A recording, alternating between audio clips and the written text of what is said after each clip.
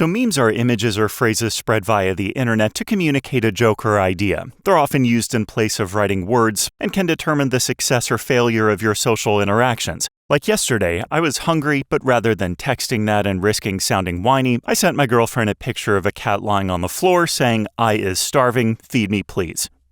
Love you. While the earliest memes involved a simple concept or catchphrase, today's memes are much more multifaceted, evolving to include all sorts of clever ways to avoid genuine communication. In fact, modern memes come in all levels of humor, from mildly funny to not funny, in order to appeal to the widest possible audience. And one popular format that's easy to understand is the top text, image, bottom text format. So for this reason, they're commonly used in group chats and are surprisingly effective, like when your friends are having a classy conversation about attending a leisurely Sunday brunch at the local French bistro. Then Chad posts a meme about food, everyone gets distracted by the gentle comedy, and no one actually gets together, crisis averted. Had you gone to that French bistro, at best you would have had to pretend it's fun to pronounce French names, and at worst you'd have to pretend to enjoy French food. Now, one thing not many people know is that before he became a world-renowned scientist and beloved destroyer of religion, Richard Dawkins coined the word meme back in the 1970s. This was during an experimental time of his life where he was working on the first draft of his book where he writes, "Yeah, man, we need like a name for the new replicator, a noun that conveys the idea of,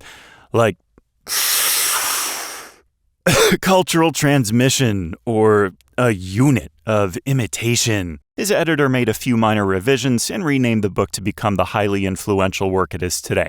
Now, meme culture moves quickly these days, and I personally find it difficult to keep up, so I wanted to create a guide to break things down. So picture memes are the most popular style of meme and come in three general categories: simple, complex, and Mitch McConnell. They can also be educational, teaching us that Baby Yoda will always be cute and that a Fibonacci sequence sketched onto an obese rat doesn't make it less gross. And since memes have been around for several decades, they become more diverse and niche. As a result, modern memes tend to be less intuitive to a wider audience. There are satirical-style dank memes describing jokes that have become so overused that they become funny again, and the term dank, of course, refers to something that's cold and damp and comes from describing the basement habitats in which people who enjoy dank memes live. One of the strangest types of memes that's grown in popularity is the absurdist meme. This is when unrelated words or pictures are paired together. For example, visits to the doctor be like a picture of a watermelon, butter.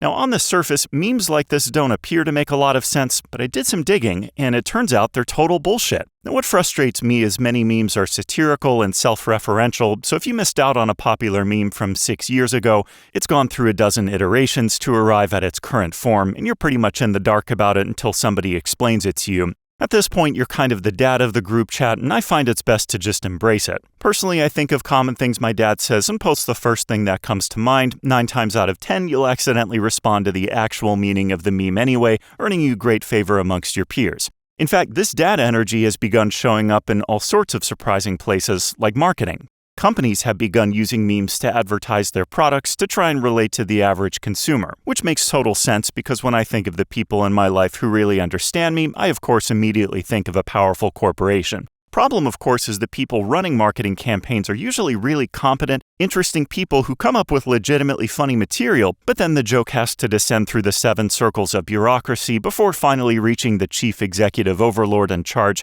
whose tentacles gyrate in anger as he vetoes the cool idea in favor of this.